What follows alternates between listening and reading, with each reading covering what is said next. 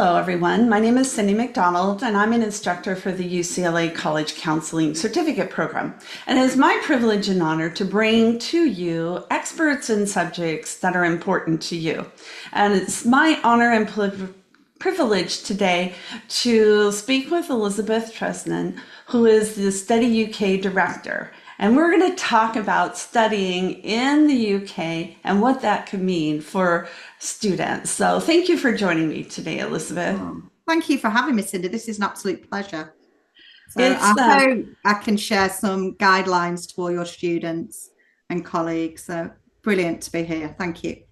you're very welcome. I know, having visited several different institutions and having students attend institutions in the UK, what a great opportunity. And just there's so much choices that students can make. So first of all, tell us a little bit about the Study UK and the British Council, the organization that you represent.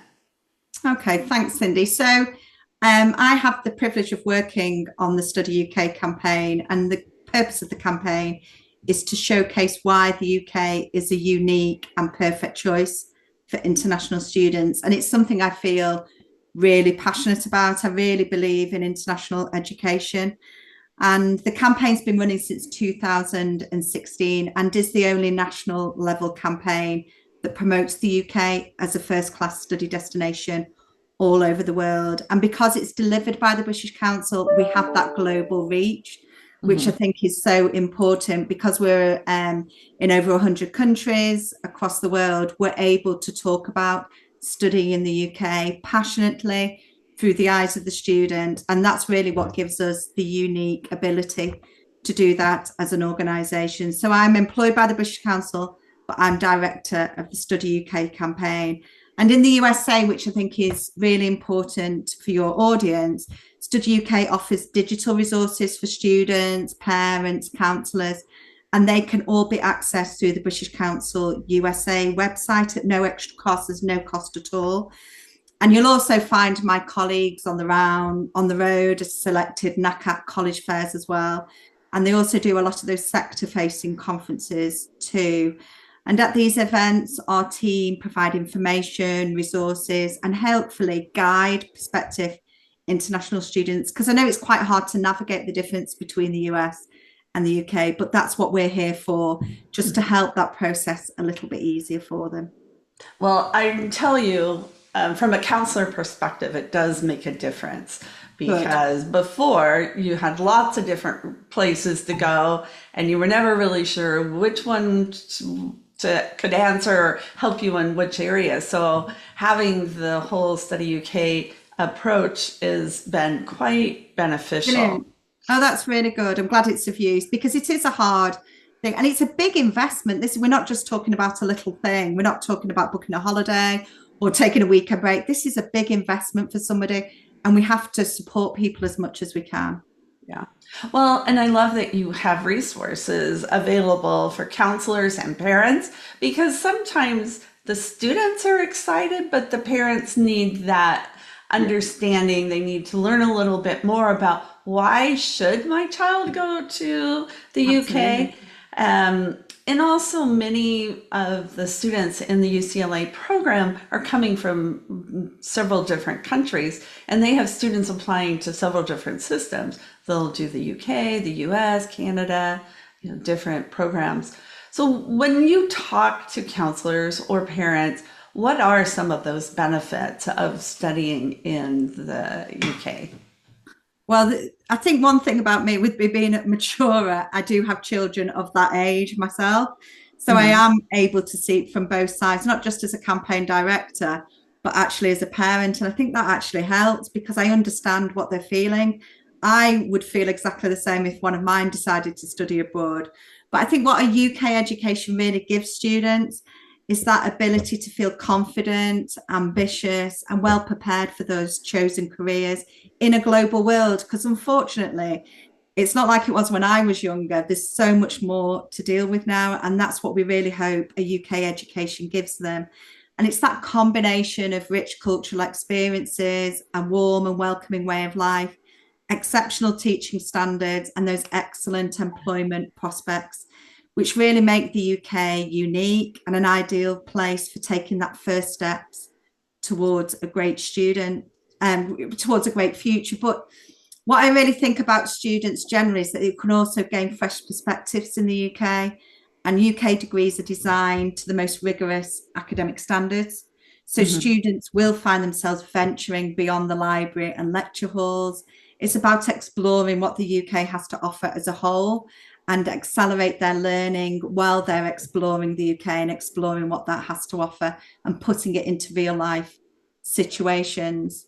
So I think, as you already know, because you're obviously very experienced, Cyndy, the UK is home to 3 of the top 10 universities across the world. I know the US has some amazing universities as well, and I know we're in competition, but sometimes you don't feel as though you're in competition. I feel as together, a student can make that right decision. And it's about that diverse subject offering as well. And I think the other thing side of it is education is really important, and I generally believe that.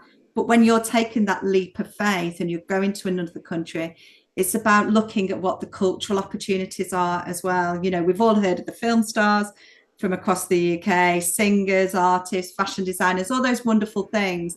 And it's about celebrating that creative culture, that cultural diversity. And while you're studying, you can have that experience as well. So for me, it's about that combination of everything.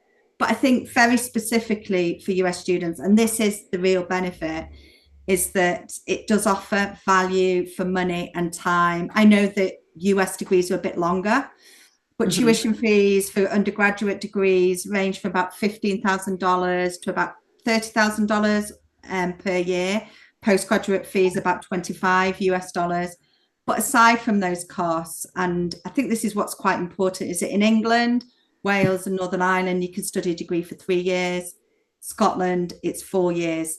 And I think that's slightly shorter, isn't it, than the USA? So yes, you might have to battle some of the costs, or you might be looking at the costs, but actually that shorter chance to get qualified in is something that's really an excellent benefit. I've got a daughter who's very good friends with a student from the US. They both studied at Queen's in Belfast. And that was one of the things that she said, I can graduate quicker. And I think if that's something that's on your radar, but you do have to know what you want to study, but if that's on your radar, why not? I think that is one of the those are 3 things that you mentioned that are very attractive, especially to US students or international students, is that you can finish a degree within 3 years, whereas in the US it's 4 years maybe, but on average, the average amount of time is 5 to 5.5 years, just because sometimes students can't get the classes or other issues. So that's a real attractive item.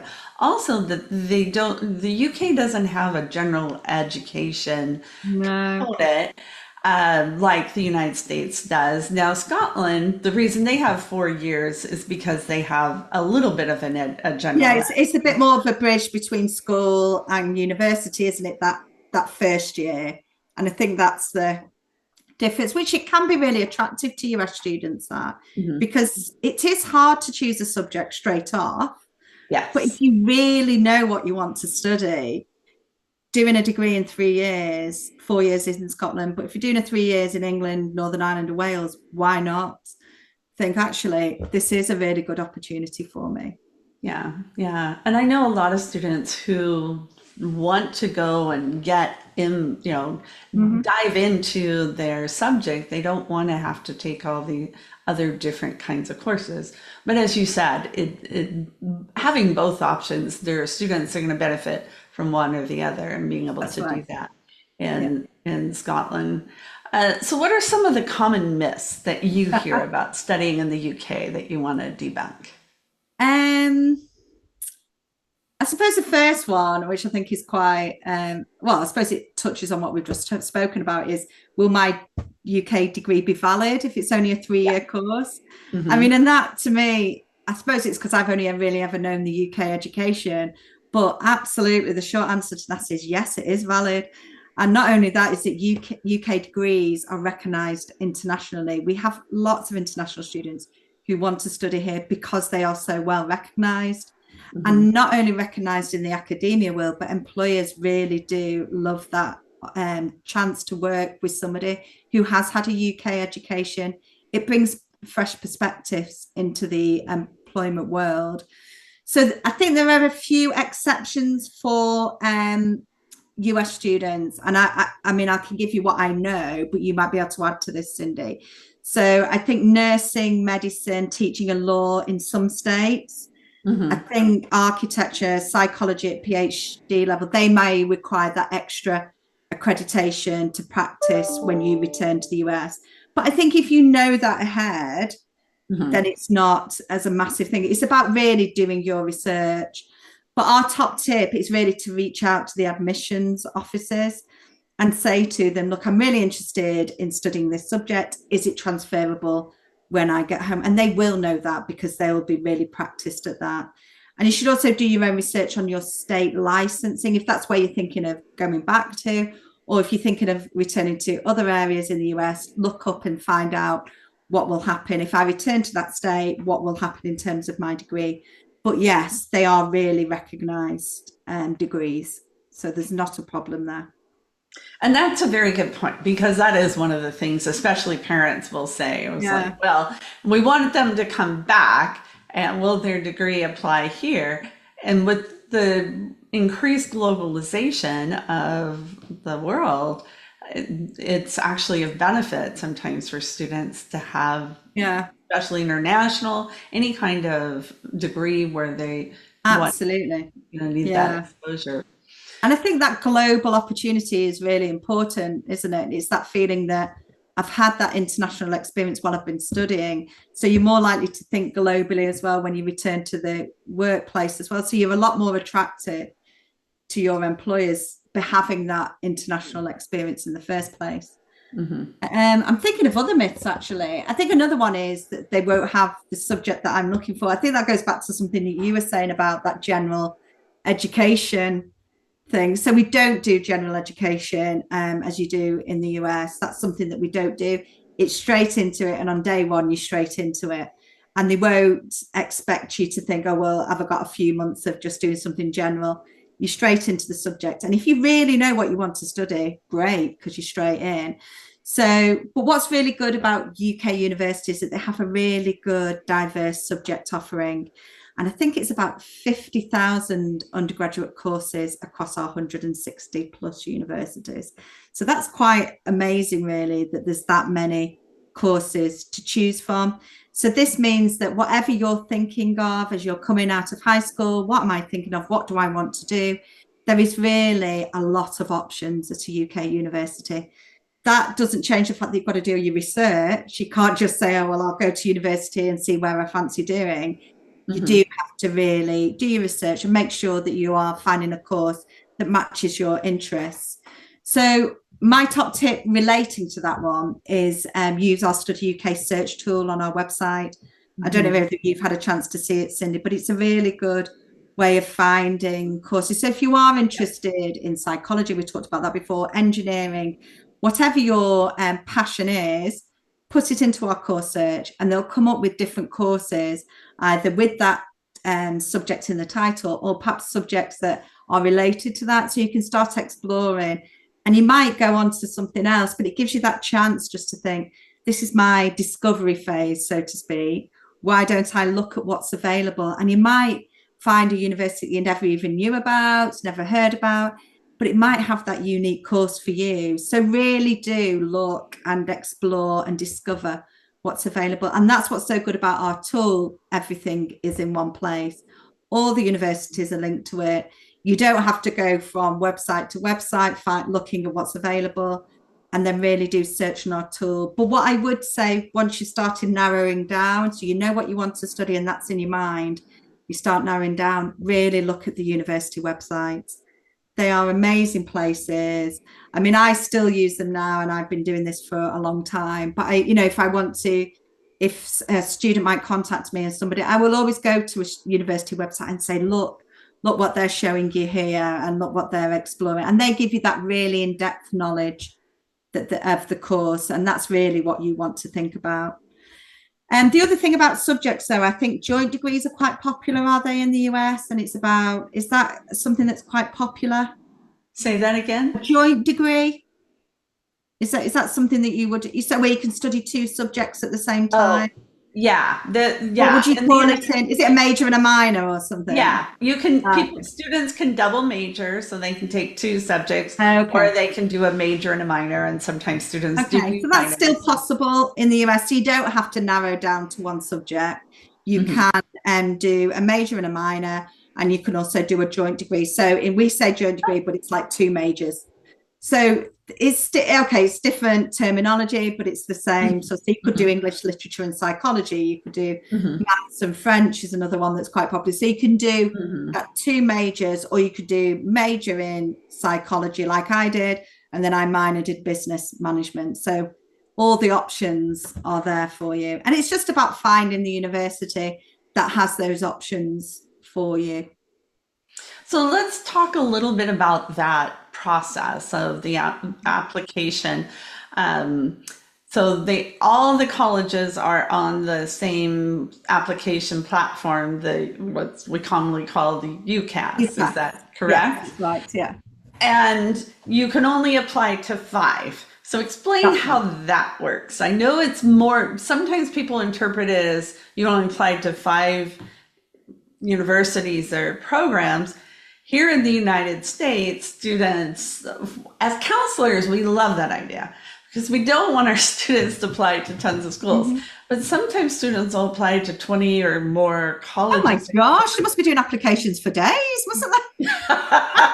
Yes, yes, that is exactly true. So Oh my gosh. explain how that process works a little bit, Elizabeth, in terms of Yeah. selecting those five, because it's more than just you can have a combination of different um, courses that you want to study You as well, can, right? absolutely. So I think it's going, you're probably almost going down a few roads at the same time, because, and then hopefully you come and you join at the top in effect. So going back to what I said about subject, that's your discovery phase, isn't it? Because you ultimately you want to study the right subject.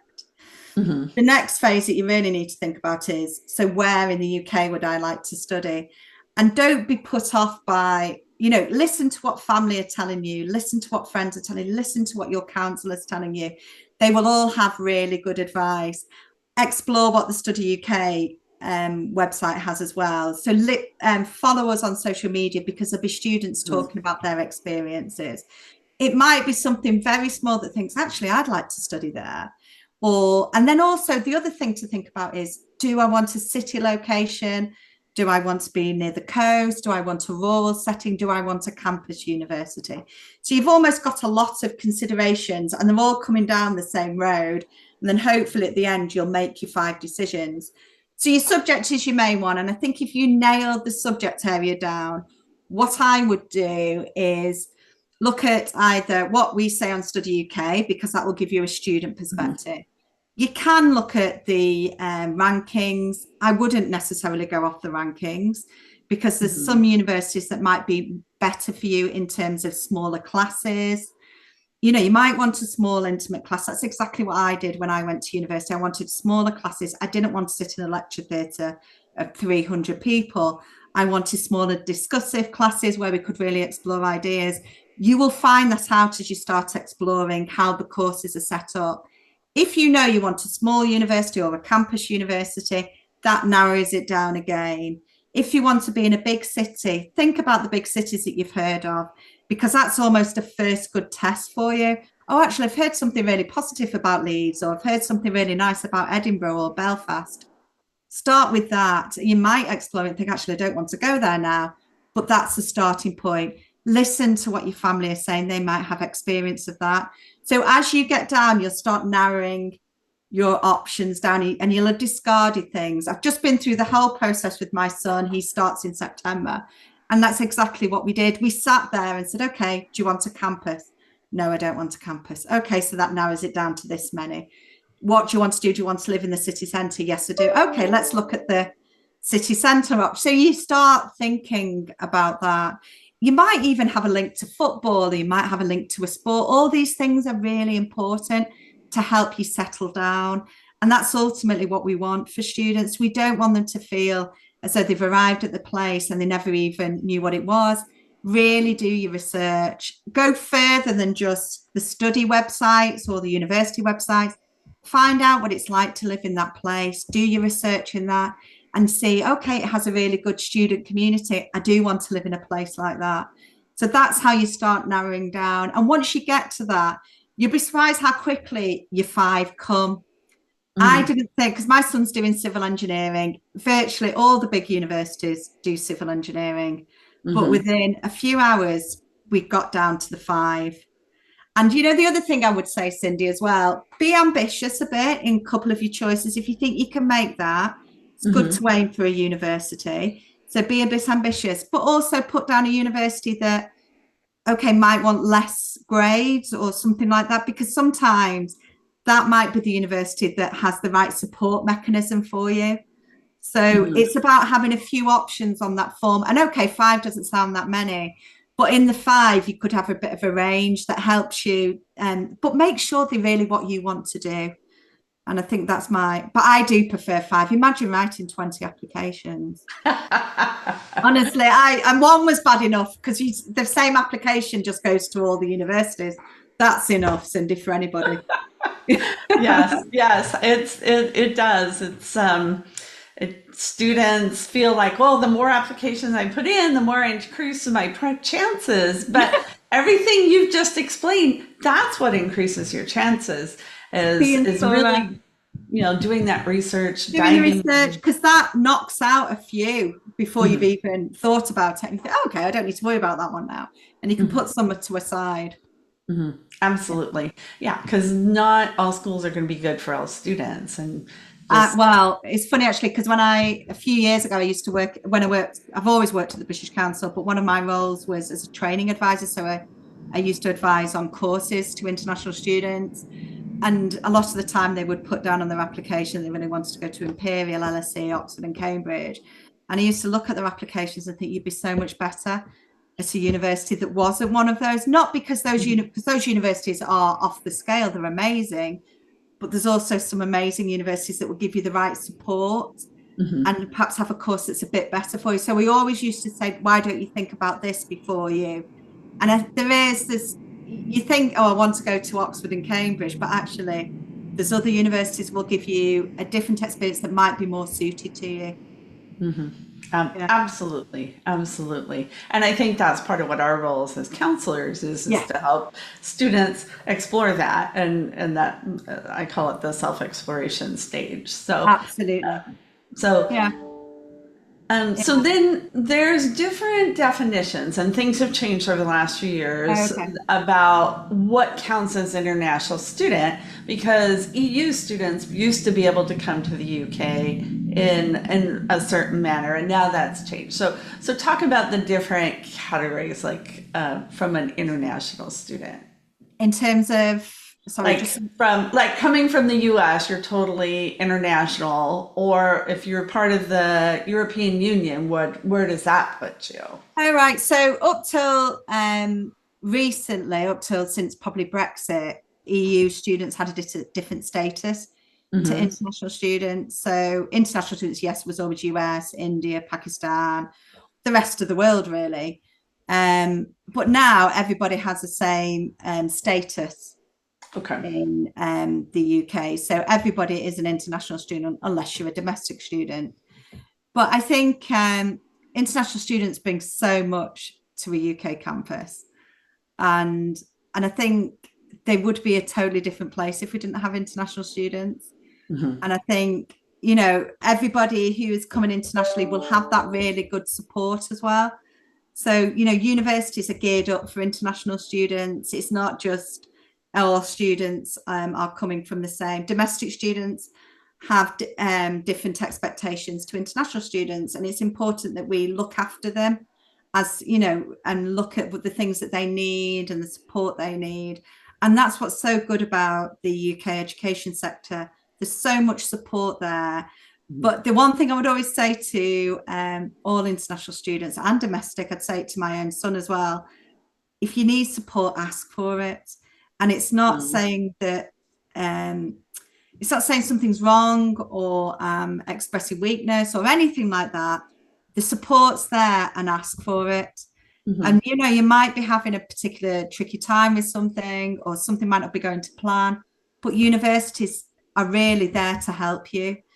And I always say to an international student, go and ask for the help, go and ask for the support, because that's really, and it will make your experience so much better once you've got that support, knowing that somebody is there to help you. So yeah, so there is a little, so now it's international and domestic, but EU students, USA students, everybody's treated the same. Okay. Yeah. Because I know there was a transition period in the last time I had visited schools in the UK. The question was they weren't sure what. No, everybody is treated the same. Yeah. So that's good. But I want to go back to a point that you made about the costs, because that is also something that's so telling and really coming into consideration. I don't know that people know that a student at the University of Glasgow, for example, or in Manchester or Buckingham, whatever college, that they can get student loans from the US government. Wow, because that is really good. So yeah, so they can do, and then that supports them through their education, doesn't it? And that's quite a game changer, isn't it? Because I think if a UK student wants to come to the US, there isn't that same transfer. So it's a really good opportunity to be able to go to the US government and say, I'm thinking studying internationally, and the loan is there. So that's, that's not a barrier anymore, is it? So yes, the cost is still a barrier, and it still costs a lot of money. But if there's that loan opportunity, then you're being supported in the time that you need it. And then you can think about repaying it once you get into the world of work. So it's a really good opportunity that I didn't realize. Well, I did, because I did speak to a few students, but that doesn't happen in all countries. No. So it's a really fantastic opportunity in the US if that is the case. That's brilliant. And because the cost overall is less in the UK, I can spend, now we're looking at a private university here in the US, pretty much $90,000 to $100,000 a year. You are joking. When you account tuition and room and board and all the expenses, that's what you're looking at. And so to come to the UK, and what is the tuition for? Well, it's $15,000 to $30,000 for undergraduate a year, and postgraduate's about $25,000. Yeah. Oh my gosh. And then do you have living costs on top of that? No, that includes living. That includes. So living costs are usually, I'd say probably half again of that. Yeah. So if you're paying 25, it's about 12,000. Yeah. Yeah. So even still, we're not up to that figure then, are we? Right. You're still way below, and you're in London or in Liverpool or, and that's quite an interesting point, though, isn't it, Cyndy? I don't know whether, I'm assuming it's the same in the US, but where you live is a big factor, isn't it? Because I'm assuming that New York, Washington, really expensive places to study, whereas you might study somewhere else and it's a lot cheaper. And it's the same in the UK. I know we're a lot smaller, but, studying in the capital is really, really expensive. Studying in Edinburgh is really expensive, but you could study in another part of the UK and it's a lot cheaper. Like Belfast is a lot cheaper to study, and they have a lot of US students there at Queen's and Ulster. So it is possible that you can still do it more economically by looking at the areas, and that's all part of your research, isn't it? Yeah. And universities are very good at telling you how much everything costs. So do that as part of your research as well. Yeah. But do most of the universities or programs, is housing, like, do the students have to find their own housing, or is there housing? Apply for housing. So for undergraduate, most university, in fact, they probably all do it, but I'm going to say most because I don't know every 160. But if you take them as a first choice on your UCAS application, and you take it as your first choice, you'll be asked to apply for accommodation, and you will be guaranteed accommodation at the Oh. university for your first year. And that's the sort of accommodation that might be a bit more familiar to the US student. So it will be a halls of residence, we call it here, but it will be a lot of students in one big block, and they will share cooking facilities. They'll probably have a bedroom with an ensuite bathroom, but they'll be sharing other facilities, more communal facilities together. So that Mhm. tends to be how an undergraduate education is set up. By the time you go into your second year, what tends to happen as students get into their friendship groups, and they might Mhm. go and find a house together or a flat together or an apartment together, something like that, near the university. And there will be, in most university towns and cities, there will be a student area where a lot of students will live, and they will get together in groups of 4, up to 10. I've known students live together in groups of 10, and they'll all live together in these houses. And postgraduate, a lot of universities do offer postgraduate residences.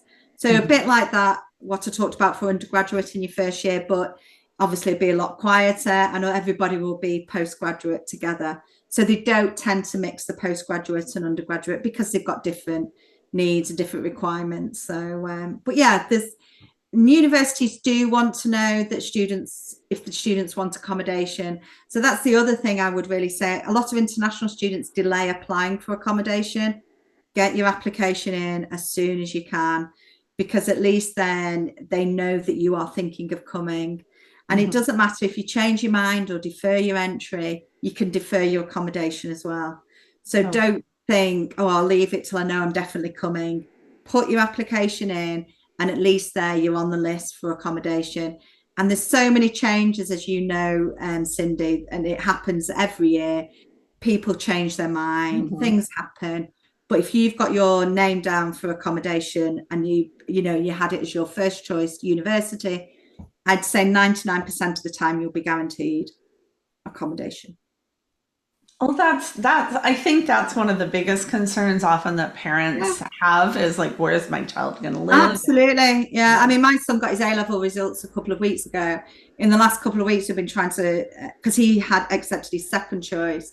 And it's Mhm. that all I want to know is that he's going to be okay, and he's got somewhere to put his head down. And I think once you know that, you start Mhm. calming down a little bit, don't you? So Mhm. I totally understand that with parents. I'm exactly the same. Mhm. Yeah. So tell us a little bit about the timeline, Elizabeth. Okay. When do applications open? When do they close? And I know there's clearing, that's a kind of a part of the Oh, well, we can process. talk So, about clearing. That's a really good thing to raise, actually, Cyndy.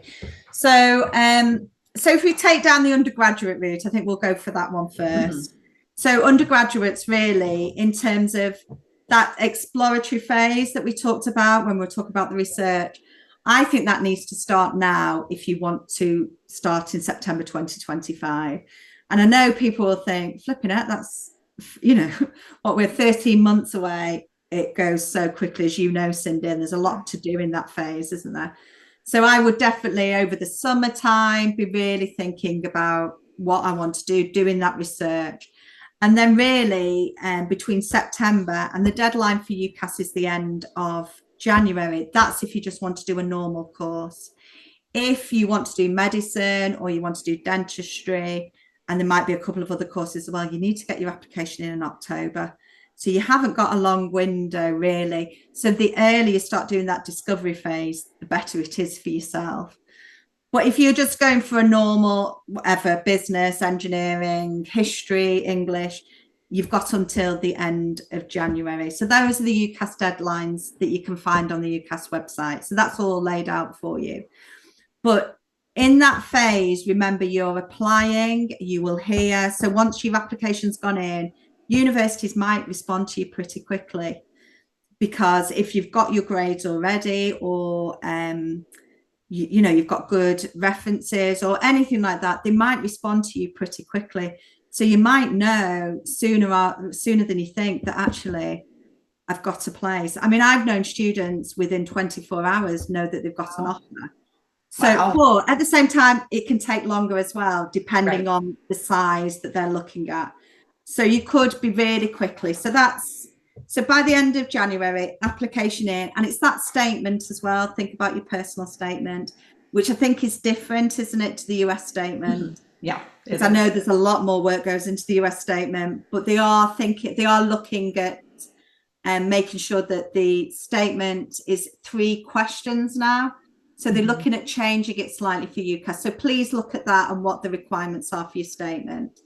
But that's really in the statement, which I think is really important, is that statement must reflect what you want to study.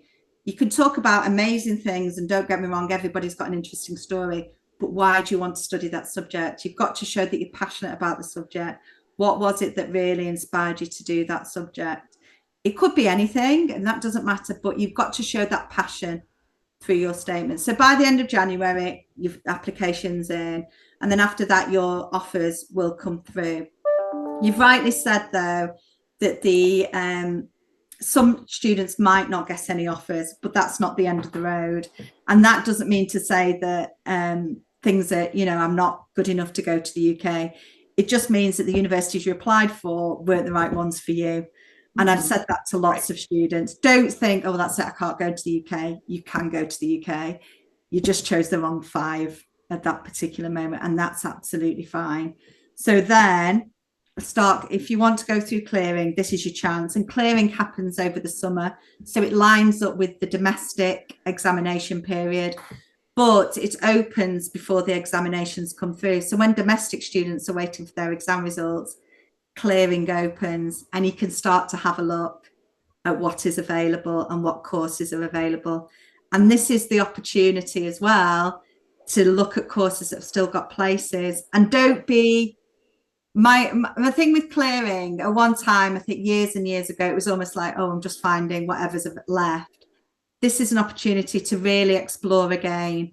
And actually, there might be a course that you hadn't even thought of.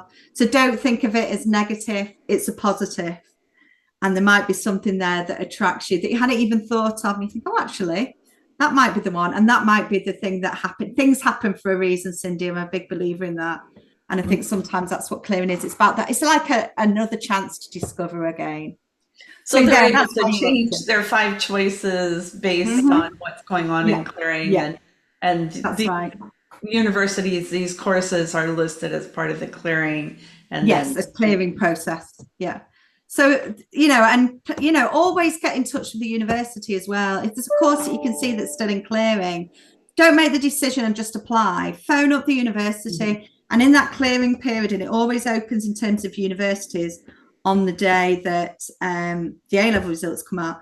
But if you know a bit ahead, because you're a US student, you might have your results already, phone up the universities and have a chat with them. There'll be lots of people at a university who will be keen to help you. And that's one thing I say to all students: speak to the university. If they have a really good conversation with you and you explain to them what your position is, you'd be surprised how welcoming they will be, because they really do want people to come and study at their university.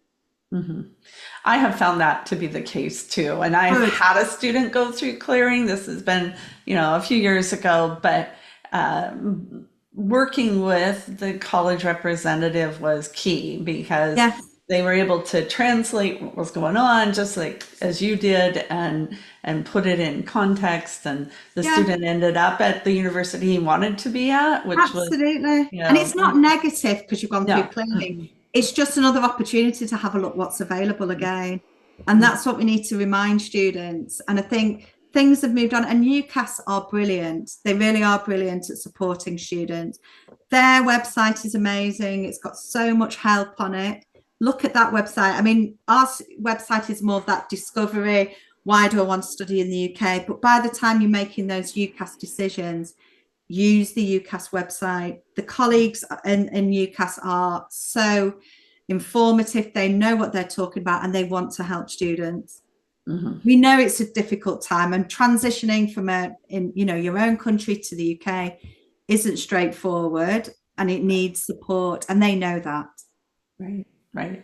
So in closing, any other tips or things you would like to share with counselors, Elizabeth? Ooh, any other tips? Gosh, that's a good question. Let me have a think. I think I probably would go back to what I said about really, as a counsellor, because when I did it, I did a similar role, but for international students. I think it was almost working together with your student and being there and available to when they ask you those questions, because they will ask questions because it's a really uncertain time, isn't it? Even when you're applying domestically, it's like, well, do you think that's the right course for me? Or, but doing that exploration phase together and saying, okay, why don't you think of this? Or why don't you think of that? Or what are your strengths? What are the things that you don't like to do? I mean, I know it sounds silly, but even things like, well, I really like working with numbers, but I'm not very keen on writing big essays. That makes a big difference, doesn't it, in terms of what courses you're going to do? So really sit down with your students and really understand what they want to do and what they want to achieve from their degree. And I think one thing I would say to a counsellor is make them find their peers who are doing it already. And that is really on the Study UK website. So not only do we have students on our social media channels, but there's also, if you go onto our website, there's a blog section. And in that section, you can hear the stories of different international students, and they will tell you things that you don't. I mean, I can tell you as much as I know, but I've not studied at a university in the UK for 30 years. So my knowledge is limited to what I can pick up, but an international student is doing it now. So find those blog stories, read them and think, oh, actually, that's right. That's exactly what I want to do. Oh, I'm really glad I've read that because it's made me think of something differently. And then probably my second tip would be going back to exactly what we said before, Cyndy, and you are right. Speaking to international student officers at UK universities is brilliant. They will help you. They can help you with questions about visa advice, arriving at a university, well-being, cultural activities, ensuring that all the students that come to that university are going to be part of a really big global community. And that's ultimately what we want. We want students to get the experience that they well deserve. And I think that's I always say to my team, we're not talking about numbers when we talk about international students coming. We're talking about real people who want to have a good experience. And it's important that the Study UK website gives them the right information to make that right decision. And you know what? If one of them comes and has a fantastic experience, then we've done our job for that one individual. But there's going to be lots of others. So please do speak to your university. And then just very finally, Study UK has a couple of online courses as well, which you might want to ask your students to consider. So there's one called Prepare to Study and Live in the UK. It's on at the moment. You can go onto our website and find it. There's also one about managing your well-being. And I think, you know, we've come through such a difficult time after the pandemic. So we recognise that studying in the UK is not just a walk in the park. You know, there's some real issues people might face. And then the other one is at the very end of your story, when you've done your 3 years in the UK, preparing for work, and there's an online course there. So, you know, have an explore the Study UK website and support your students as much as you can. That's very impressive. I'm thinking, I don't think the Common App has anything like that. I think that's really remarkable to have that as an additional resource. And I'll definitely include links to the Study UK and some of these different resources that you've shared. So thank you so much, Elizabeth. This is just very illuminating, and I love the whole idea. I just if I had been, you know, if I was younger, this would have been something. Oh, so I know. If only. We've got too much experience, Cyndy. You look back and you think, why didn't I? No, no kidding. Oh, goodness. It's been a pleasure. And thank you. And you've asked some amazing questions, some really lovely questions. So thank you. And I hope, even if only a bit of it helps, that's important. Oh, it will. It will, definitely. Good. Thank you. Thank you so much.